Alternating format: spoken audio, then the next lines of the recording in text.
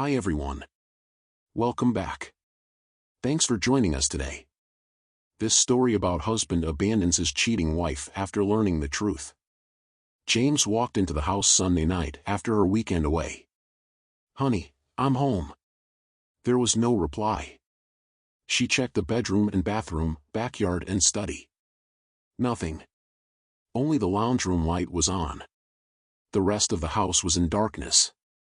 Going back out to the garage, she confirmed that Tom's car was still there. Strange, she thought. Shrugging, she went to fix herself a snack. When there was still no sign of Tom by 10 p.m., she tried to cell. No answer. Just like Saturday night and this morning, she thought. At midnight, she rang the police. They told her that they could do nothing until a person had been missing for one complete night. Despite her exhaustion, she found sleep difficult. This was all very untamelike behavior. She decided not to go to work the next day, but killed time until 8 a.m. and rang the police again. The duty operator put her through. She told the story that she'd come home last night, but had been unable to contact her husband since Friday. They promised to send someone around within 2 hours.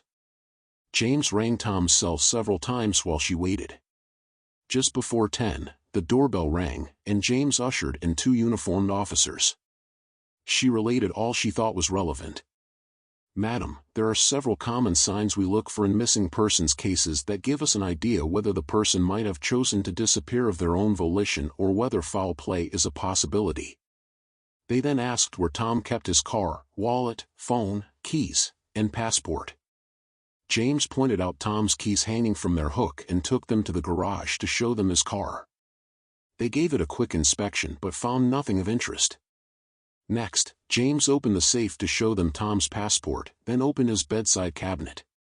At this point, she started to get really worried. There was her husband's wallet. Where could he go where he wouldn't need that? The only thing missing was his phone. Before she could worry further, one of the policemen started asking quick-fire questions. The other stood well away just watching. "Can you tell us about your husband, Mrs. Brown? Where does he work?" "We have our own business, Havelock Industries."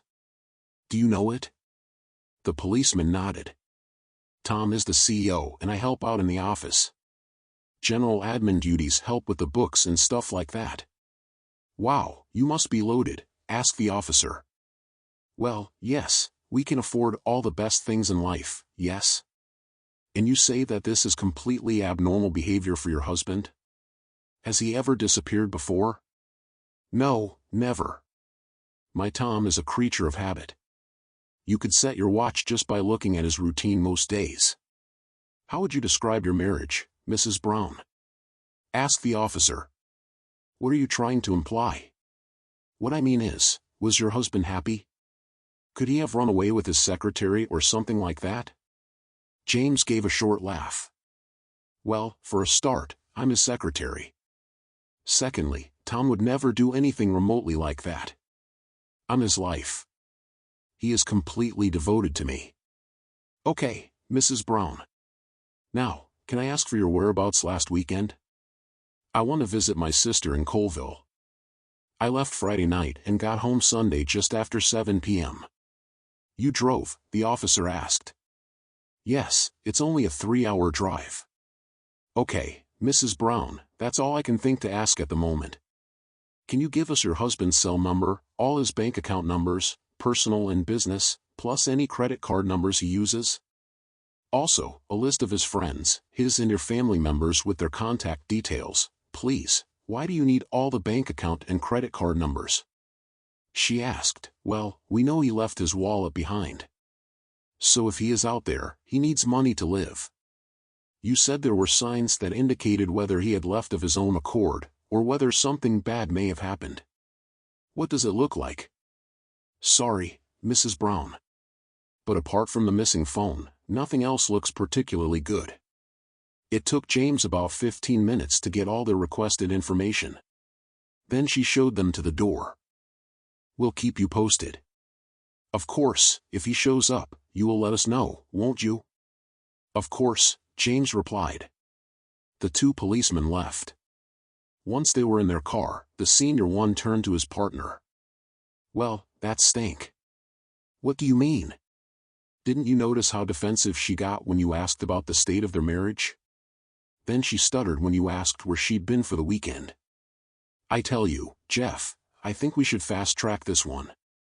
Something is rotten in the state of Denmark. Is her sister's phone number on that list she gave us? I think that would be a bloody good place to start." 2 days later, there was still no sign of Tom. James was getting frantic with worry. She rang the police at least twice a day, but there was never any news. Wednesday morning, the same 2 policemen from Monday showed up at the office and asked to speak to her. She took them into Tom's office for some privacy. This time it was the senior officer who did all the talking. "Mrs. Brown, on Monday you told us that you had spent all weekend with your sister in Colville, right?" "Yes," she replied. "Care to tell us why you were lying, Mrs. Brown?" "This floor, James." It had been pure reflex that she'd stuck to the sister's story last time.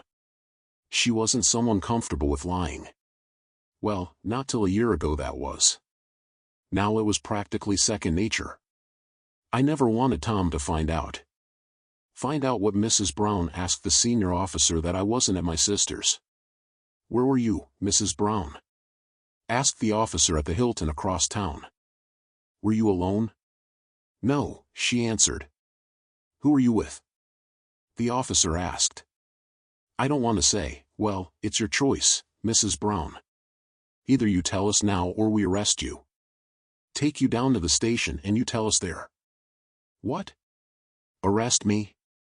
Why?" "Well, look at it from our point of view, Mrs. Brown. Your husband disappears and all the signs point to foul play. There are also some other things which we won't go into now. But believe me when I say we have ample reason to detain you. So your choice. Who were you with at the Hilton all weekend?" "A man," she replied.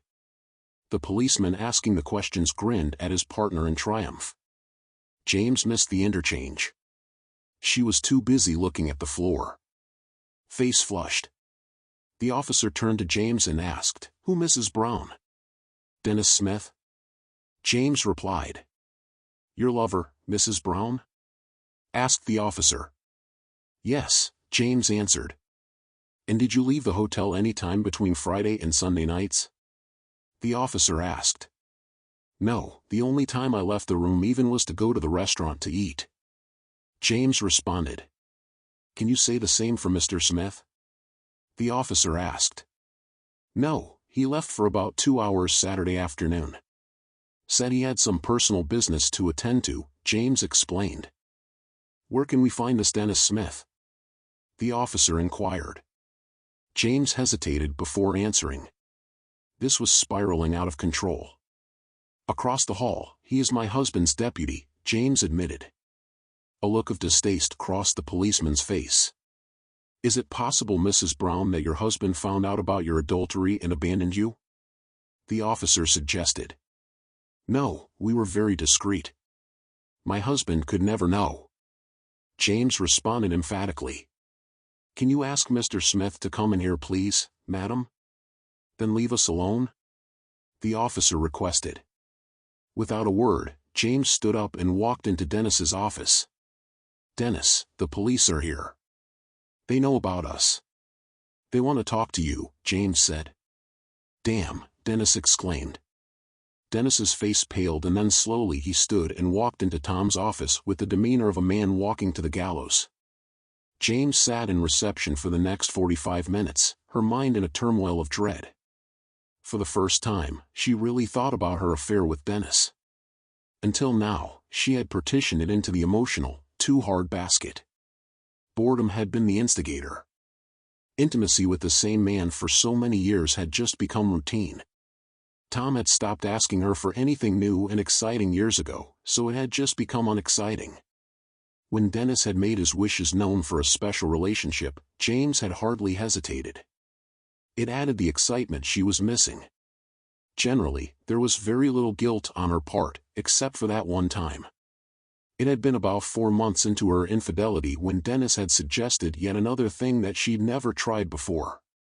She'd experienced a momentary flashback to her husband suggesting precisely the same thing many years before, in almost exactly the same words. Of course, she had refused him. It was way too bad for her tastes. The vague thought had entered her mind that maybe she was mostly to blame for the routine nature of love with Tom. The thought was brushed aside by the excitement of the new experience, and afterward was buried deep. Just one more thing to enhance her naughty experience by hiding. Her secret weekend hadn't ended well. Friday night, Dennis had suggested they each file for divorce from their spouses and marry. James had immediately shot that down. She had no intention of leaving Tom. Dennis had pressed again on Saturday until things became quite heated. Words were said in the heat of the moment that made James suspect that Dennis was keen to get her half of the company. Instinctively, James knew not to mention the real reason Dennis had disappeared for 2 hours Saturday night to the police. He had stormed out. Yes, he had come back, and yes, they had made love. But James knew the affair was doomed and had begun the process of emotionally divorcing her lover.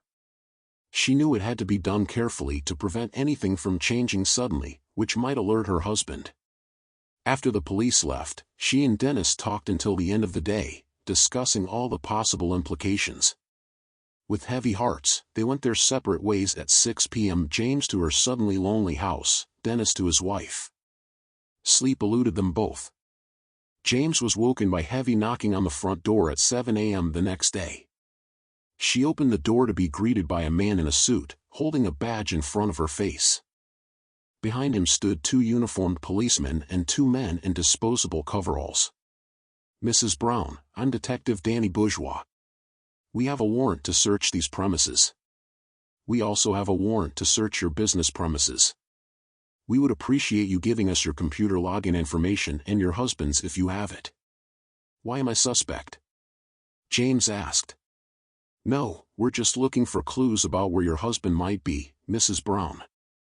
In a daze, James complied with their requests, writing the requested passwords on a slip of paper. On further request, she handed over the keys to the office. While the small army invading her house was busy, she rang Dennis's cell. There was no answer, so she rang the landline. Dennis's wife, Andrea, answered. Despite being only 5'2" tall, Andrea could have passed for a model. She had short blonde hair, worn in a boyish cut, under which was a round face. Alabaster skin surrounded light sky blue eyes and puffy lips. Her 38D chest and flawless skin had always made James envious, especially so as the package was sealed with a genuinely honest and fiercely loyal personality.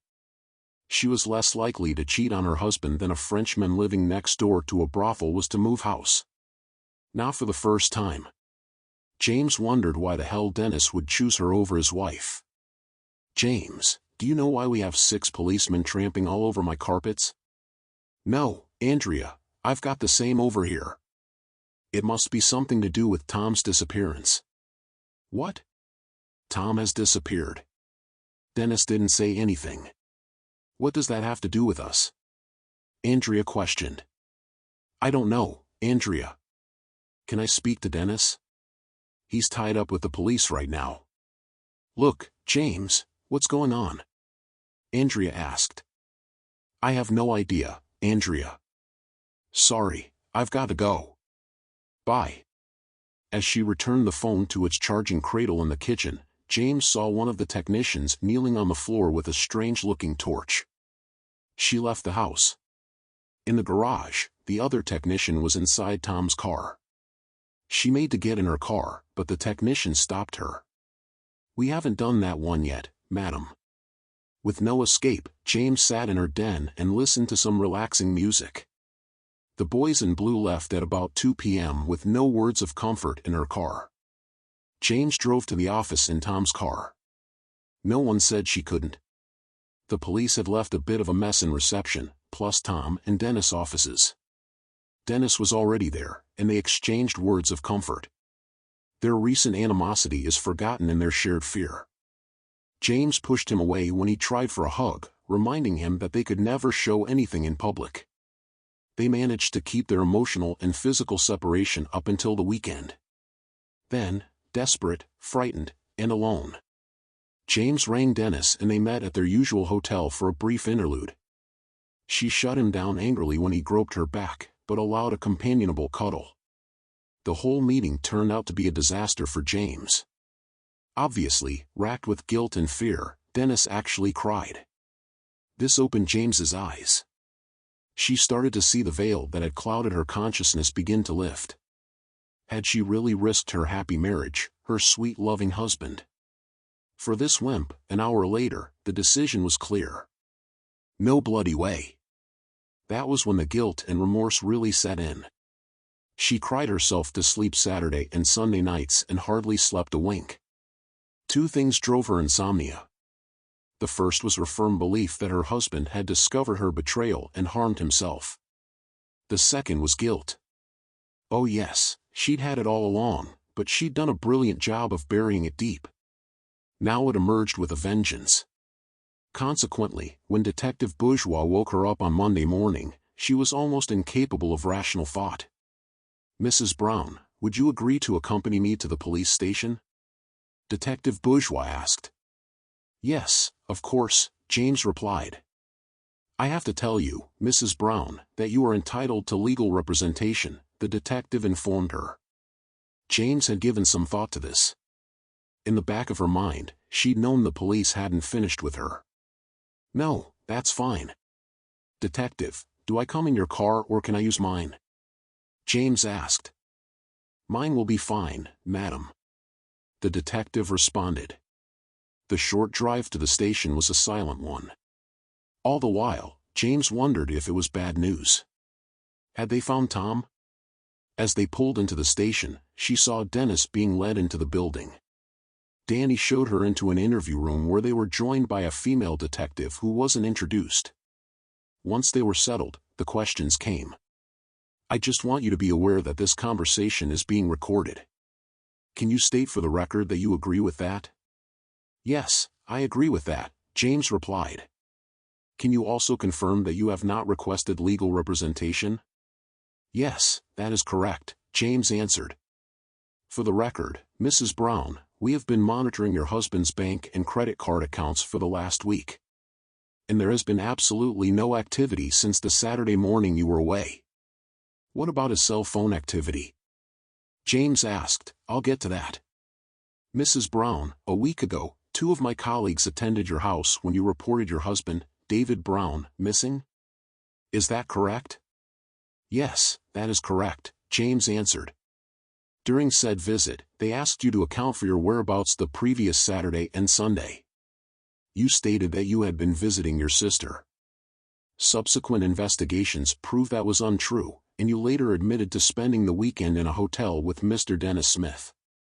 Can you tell me why you lied, Mrs. Brown?"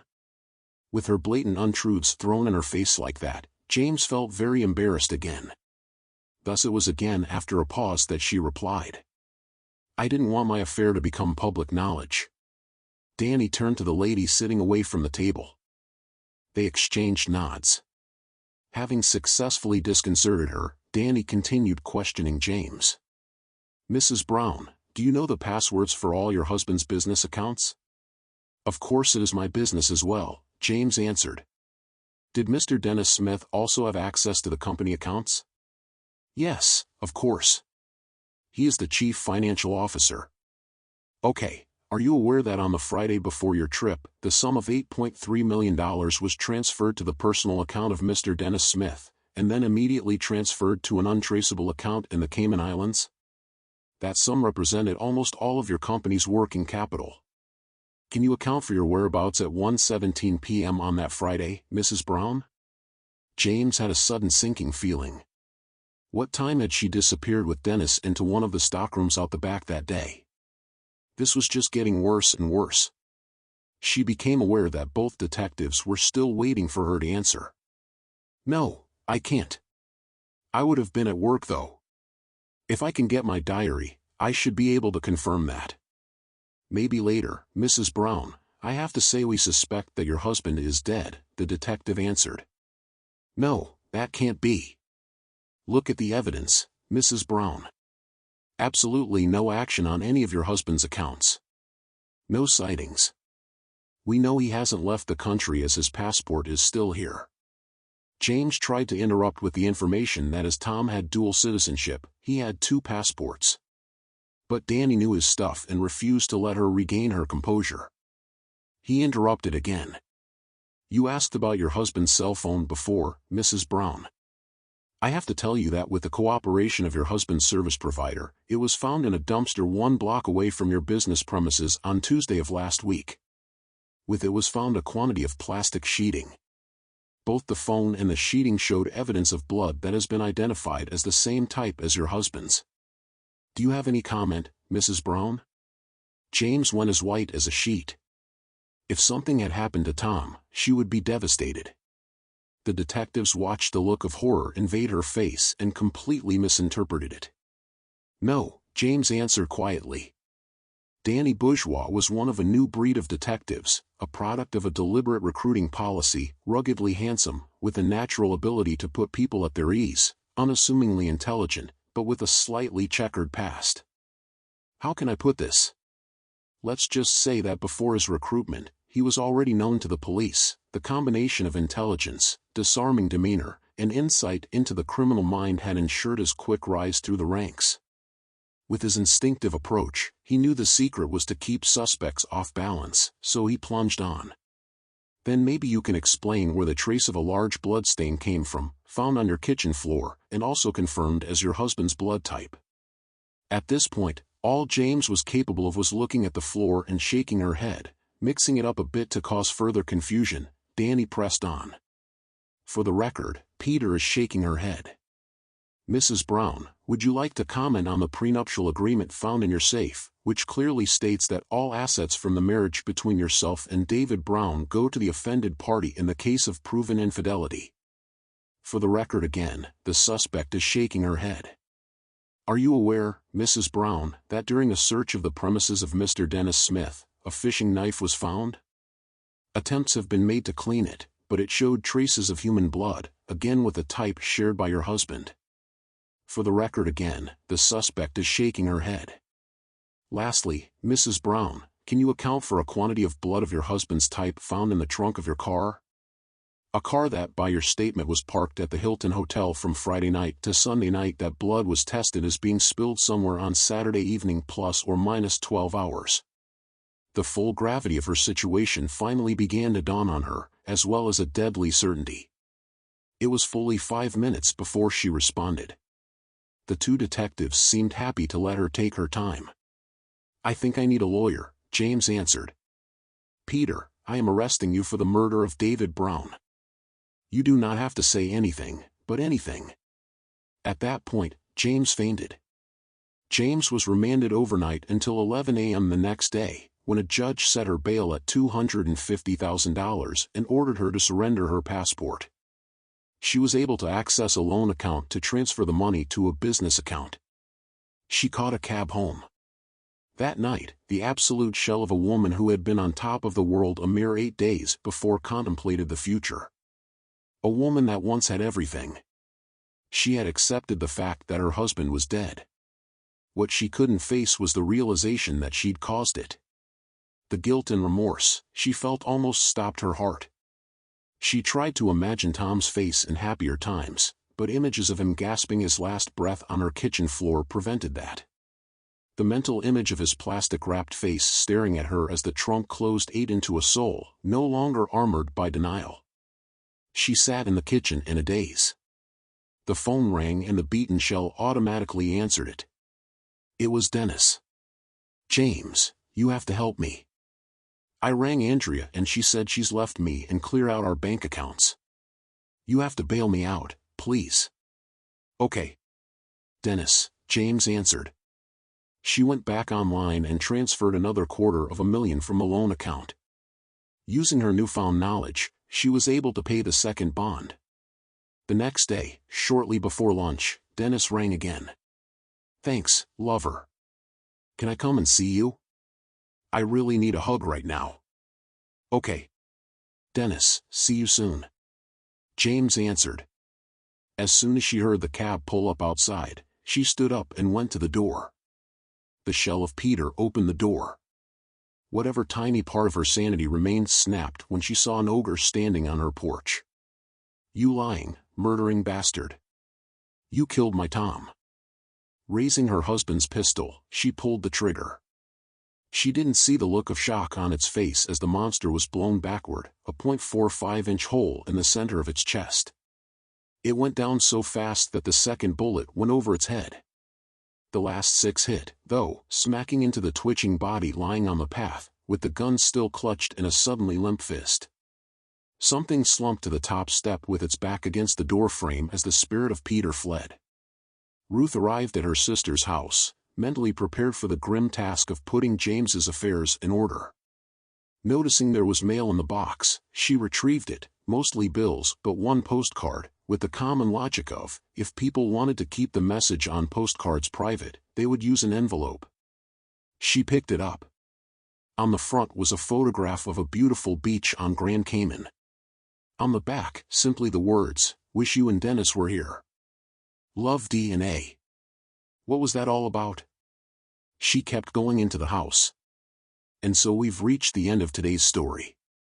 Was it what you expected, or did it take a twist you didn't see coming? I'm curious to hear your thoughts.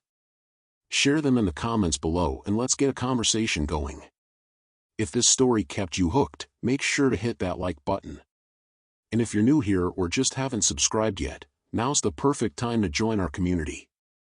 I bring you fresh, captivating stories every day. So click that subscribe button and turn on notifications so you never miss out. Thanks for watching, and I'll see you in the next one.